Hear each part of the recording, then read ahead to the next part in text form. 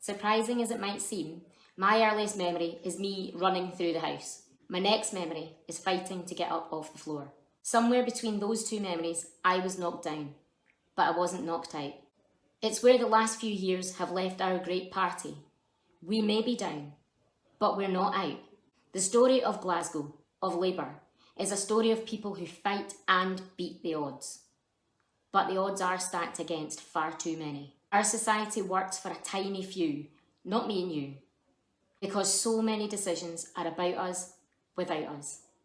Our parliament should look like the diverse country that we are, but the people sat round that table making those decisions simply don't come from all walks of life. People like me, disabled people, people of colour, LGBT people, women, are all too often locked out of the room, voiceless. My journey through life and politics has not been easy.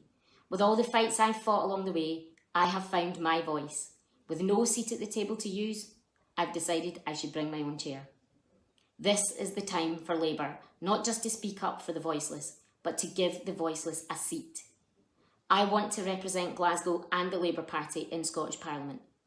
I would fight from the heart for our values.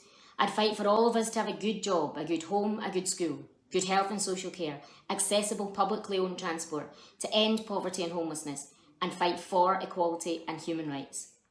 And I can't do this without you. I'm asking for your support.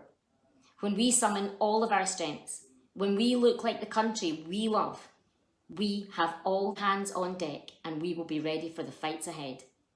A good society can rise from the ashes of this crisis if we fight for it. I promise to do that like my life depends on it. This is our moment. We must fight the good fight and fight from the heart. It will be hard, but this is Glasgow. We are Labour, and there's fight in us yet.